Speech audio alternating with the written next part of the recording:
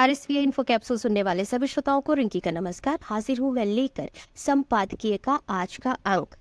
आज हमारा संपादकीय का अंक बहुत खास है क्योंकि ये है विशेष प्रदर्शन पर आधारित। पदकों की बरसात अभी रुकी नहीं है। पेरिस में चल रहे पैरालंपिक से जो खबरें आ रही है वो हैरत में डालने वाली तो है ही, साथ ही गर्व से भर देने वाली भी है। इसमें इतने पदक मिले हैं जितने भारत की झोली में इसके पहले कभी नहीं गिरे थे। मामला देश के दिव्यांग खिलाड़ियों द्वारा नए रिकॉर्ड बनाने का ही नहीं है।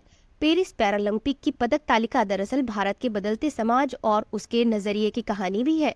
खुद प्रधानमंत्री नरेंद्र मोदी भी इस उपलब्धि से अभिभूत है। पदक जीतने वाले खिलाड़ियों से टेलीफोन पर बातचीत में उन्होंने कहा कि आपकी उपलब्धि पूरे देश के नौजवानों को प्रेरित करेगी। इसमें हम यह भी जोड़ सकते हैं कि यह उपलब्धि पूरे देश को एक नया आत्मविश्वास देगी जिसकी इस समय सबसे ज्यादा जरूरत है। अंग्रेजी भाषा में दिव्यांगों के लिए पहले डिसेबल या अक्षम शब्द का इस्तेमाल होता था। अब ये शब्दावली भी बदल दी गई है। इसकी जगह लिखा जाता है स्पेशली एबल्ड पर्सन, यानी विशेष क्षमता वाले व्यक्ति। सचमुच पेरिस पैरालंपिक में गए भारतीय खिलाड़ियों ने यह साबित कर दिया है कि वे विशेष क्षमता वाले खिलाड़ी हैं। वे उस धरती से पेरिस पे गए हैं जहां खिलाड़ियों के लिए पर्याप्त सुविधाएं और इंफ्रास्ट्रक्चर यानी बुनियादी ढांचा ना होने का रोना अक्सर रोया जाता है। जहां किसी भी ओलंपिक खेल या अंतर्राष्ट्रीय स्पर्धा के बाद लिखे जाने वाले वैचारिक लेखों की अंतिम पंक्तियां इस त्रासदी की ओर इशारा करती हैं। ये दर्द भी सुनाई देता है कि क्रिकेट के अलावा किसी और खेल पर ध्यान ही नहीं दिया जा रहा है।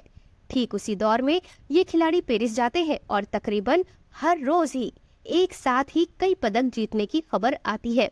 वे हर खेल में जीतते हैं, निशानेबाजी में, तीरंदाजी में, भारोत्तोलन में, भाला फेंकने में, लंबी कूद में, ऊंची कूद में, जूडो में भी। ये तो बस फहरिस्त है, अभी ये लिस्ट लंबी है। महिला खिलाड़ी भी जीतती हैं और पुरुष खिलाड़ी भी इसमें जीतते हैं। पेरिस के पैरालंपिक में भारतीय खिलाड़ियों ने इन पंक्तियों के लिखे जाने तक 5 स्वर्ण पदक समेत कुल 25 पदक से ज्यादा जीत लिए हैं और वे तालिका में 17वें स्थान पर है। कोई चाहे तो इसे भी संतोषजनक नहीं मान सकता है क्योंकि अंततः भारत जैसे देश को पदक तालिका में और ऊपर जाना ही होगा। मगर इस पदक तालिका में खास चीज वो प्रगति है जो भारतीय खिलाड़ियों ने 2020 के टोक्यो पैरालंपिक में पेरिस के पैरालंपिक में की है। तब भारत को कुल 19 पदक मिले थे और वो 24वें स्थान पर था, यानी 4 साल में ही भारत ने 6 स्थान की छलांग लगा दी है, जो 2024 की उपलब्धि की सबसे बड़ी बात है। अब जरा इसकी तालिका की तुलना कुछ ही हफ्तों पहले हुए पेरिस ओलंपिक से करते हैं। वहाँ भारत ने कुल 6 पदक जीते थे। अब जरा इस तालिका की तुलना कुछ ही हफ्तों पहले हुए पेरिस ओलंपिक से करते हैं। वहां भारत ने कुल 6 पदक जीते थे और उसका स्थान 71वां रहा था। भारत का प्रदर्शन उसके पिछले ओलंपिक के मुकाबले अच्छा नहीं था। तब भारत ने 1 स्वर्ण समेत कुल 7 पदक जीते थे और उसका स्थान 48वां था, यानी एक ही ओलंपिक में 23 स्थान की गिरावट। भारत के विशेष योग्यता वाले खिलाड़ियों का प्रदर्शन लगातार चमक रहा है। वे ज्यादा जीत दर्ज कर रहे हैं, ज्यादा पदक हासिल कर रहे हैं, लेकिन क्यों सामान्य खिलाड़ियों का प्रदर्शन इस गति से कदम नहीं मिला पा रहा है?